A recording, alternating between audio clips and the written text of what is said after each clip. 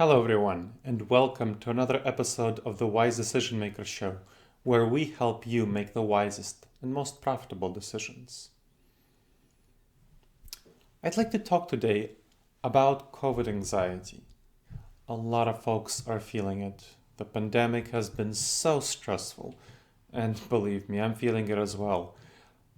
The wonderful news is that we have vaccines coming up, very highly effective vaccines. That's great, but it'll take a while for them to get here. And in the meantime, we're really in the worst stage of the pandemic in terms of case counts. There's never been more cases in the US and around the world of the pandemic. It is really bad right now. And this is perfectly understandable time for us to be feeling anxiety around COVID. And you want to address that anxiety effectively. You don't want to wait for it. It won't just magically disappear if you wait for it and hope it will disappear. And I know that myself. I'm someone who suffers from an anxiety disorder, an anxiety adjustment disorder. It's something, I suffered from it more in the past and something I had treated. And I let it get so bad because I didn't realize I should go and actually get it treated by a professional or do other interventions. There are certainly some things that if the anxiety gets bad enough, you should definitely go and get professional help. And I did so. I got both a therapist and a psychiatrist, and I got psychiatric medications. That was very helpful. But if I caught it earlier, before it got so bad that it got into a diagnosable condition, I could have done a number of things to address it earlier. And you can do these things if you feel anxiety developing before you need to go to a specialist. And of course, if it's bad enough, you definitely want to get the help of a specialist. But just like the pandemic, anxiety won't disappear, so you make sure to take care of it. Don't fall into the normalcy bias. The normalcy bias causes us to believe that, hey, the future will be much like today, everything will go back to normal, we'll be fine. Not the case. Even once the pandemic is gone, the anxiety around it will still be there, even once you get a vaccine. And I really hope you're planning to get a vaccine. Even once you get a vaccine, it will still take a long time to adjust to the new conditions and our behaviors, our thoughts, our feelings, our patterns of engaging with others will never go back to January 2020 just because of the experience of the pandemic. So you can't think that, we'll go back to normal, everything will be fine, and I'll just be crossing my fingers, waiting until that time, and just tolerating this anxiety. You don't want to do that. You want to take active steps right now to address the anxiety that you might well be experiencing. And of course, if you're noticing anxiety, how do you notice that you're experiencing anxiety?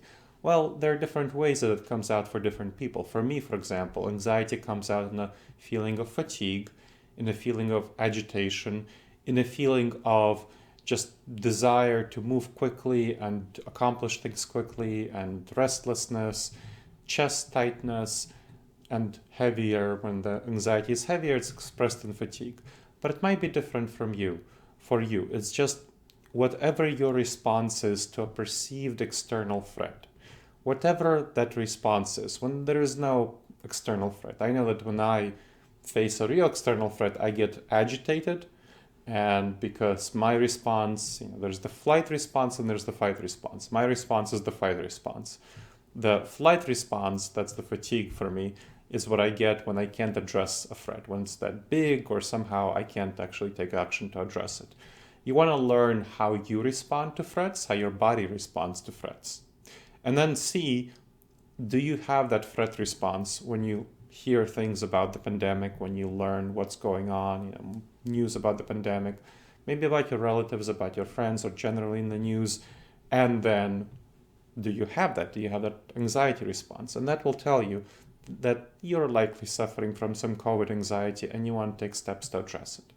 So you want to think about addressing your basic needs as a first preliminary activity. Uncertainty is very stressful, and we don't know what's going to happen with the pandemic in the future.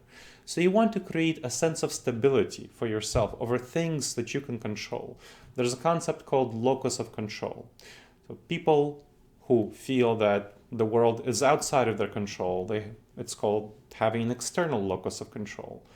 And they're just resigned to their fate. Feel that, well, the world just buffs them around and they go with the winds wherever they go. That's not a great perspective on the world. A much more effective perspective is an internal locus of control, where you focus on the things you can control. And there are only three things that any of us can control: our thoughts, our feelings, and our behaviors. That's all we can control in life: our thoughts, our feelings, and our behaviors. So those are the things you really want to focus on. That's what you want to focus on and have your internal locus of control over those. And through that, you can control your environment, your external environment. You want to especially address, for the sake of COVID anxiety, your sense of safety, your sense of connection to others, and your sense of self-esteem. So those three areas will really help you address COVID anxiety. And those are your basic fundamental needs. So if you've heard of Abraham Maslow's hierarchy of needs, that's what they refer to, those basic needs, those fundamental needs that we really need to address to make sure that we don't feel that threat to our world. So address those three needs: safety, connection to others, and self-esteem. Safety, what's that? So safety, you want to address basic safety, a basic sense of safety for yourself. As we go with this situation with COVID getting worse and worse, in the winter it's really bad, cooped up inside, people aren't taking as many precautions as they should be, so we're having more and more cases. That's a big problem. And we're having more and more restrictions, of course, as a result.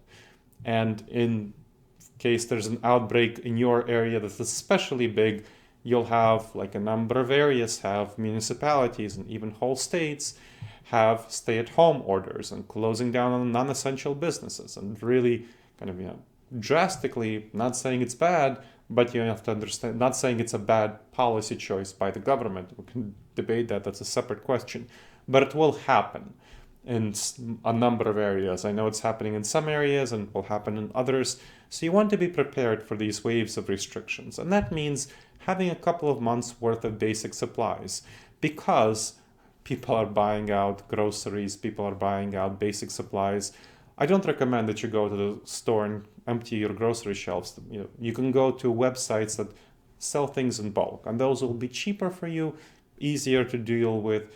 For example, nuts.com sells nuts in bulk, and beans.com, whatever. Just Google, beans in bulk or nuts in bulk or toilet paper in bulk or whatever you want to purchase. And that will help you, that will save you some money, and that will make sure that you don't empty the grocery shelves for other folks. Non-perishable food is what you want to get. That's why I mentioned beans and so on. Consumables, toilet paper, cleaner, and so on. Medication of various sorts, whatever medication you're using, get an online pharmacy. Those can be helpful and you don't have to have any interactions with people.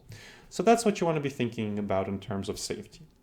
Next, connection to others. How do you connect to others in this really bad situation with the pandemic, especially if you can't do indoor stuff normally? That's difficult. So what you want to do is make sure that still you maintain relationships with others who you care about, friends and family, and your broader community, and figure out ways to do that.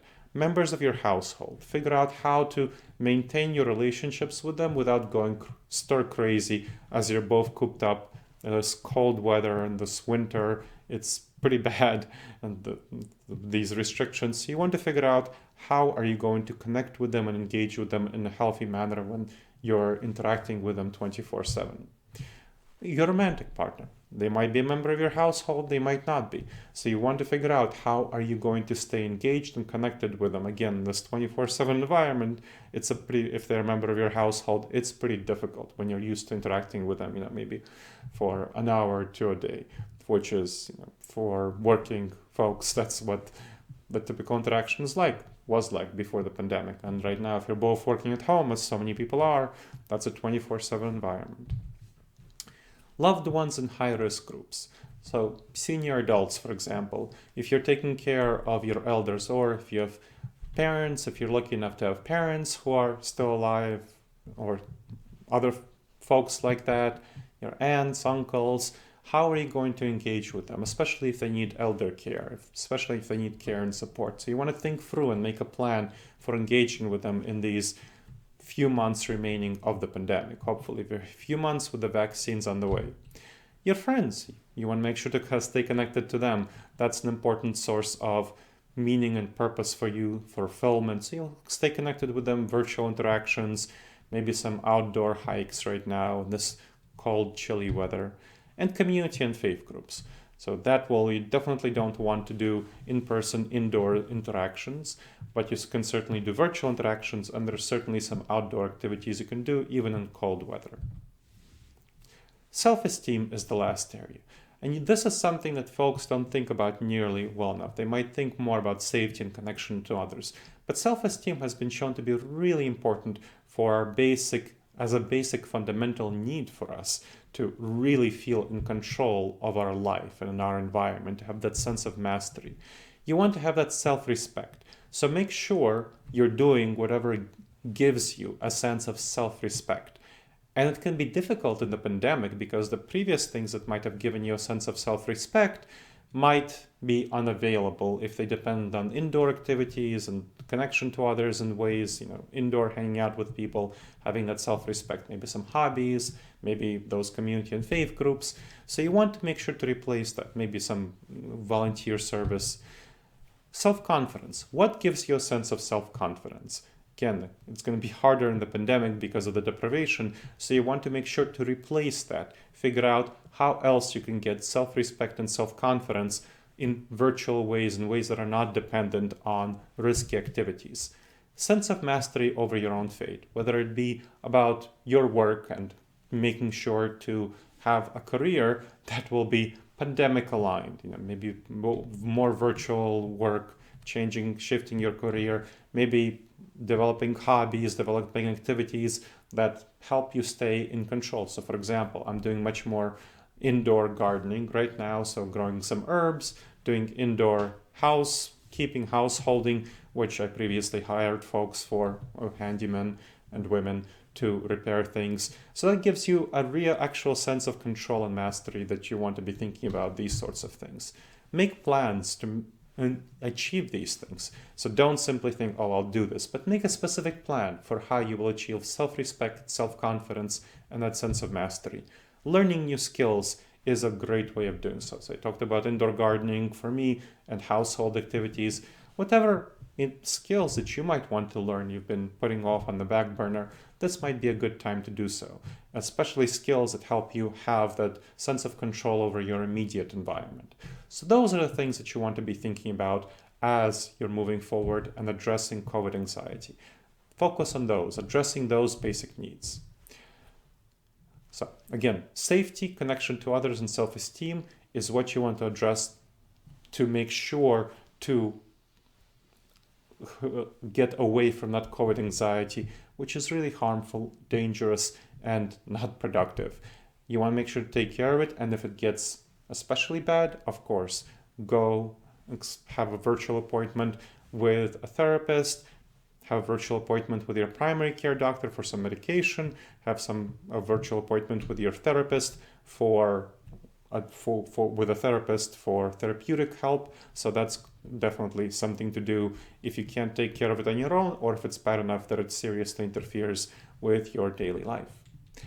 All right, I hope this has been helpful for you for learning how to address COVID anxiety.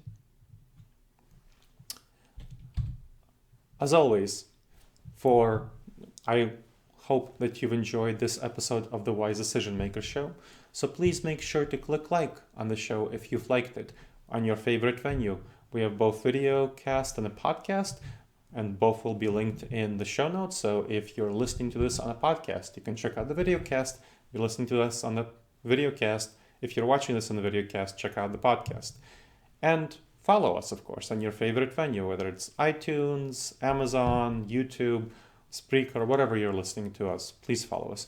Leave a comment and leave a review. I love to hear your comments. I love to hear your reviews. They really help me learn how to serve your needs better and how to provide better content for you. And please, of course, share it on social media if you found it helpful. Send it to a friend. Make sure that they learn how to address COVID anxiety. Now, there will be a couple of books that I want to recommend for you to read. One is a basic book on how to address threats, manage risks, make good decisions, whether about anxiety or anything else. It's called Never Go With Your Gut: How Pioneering Leaders Make the Best Decisions and Avoid Business Disasters. And another one, specifically relevant to COVID, will be Resilience: Adapt and Plan to the New Abnormal of the COVID-19 Coronavirus Pandemic. The first one, Never Go With Your Gut, you'll find at disasteravoidanceexperts.com/nevergut. It's going to be linked in the show notes. And the other one on Adapt and Plan to the COVID-19 Coronavirus Pandemic and the Post-Pandemic Recovery will be at disasteravoidanceexperts.com/adapt. That will be linked in the show notes. For a great free resource on making the wisest decisions possible, it's the fundamentals of the Wise Decision Maker show. It's called the Wise Decision Maker course. It's an 8 video-based module course on making the wisest decisions. So check that out at disasteravoidanceexperts.com/subscribe. And that will be in the show notes. All right. I hope you found this episode of the Wise Decision Maker show helpful.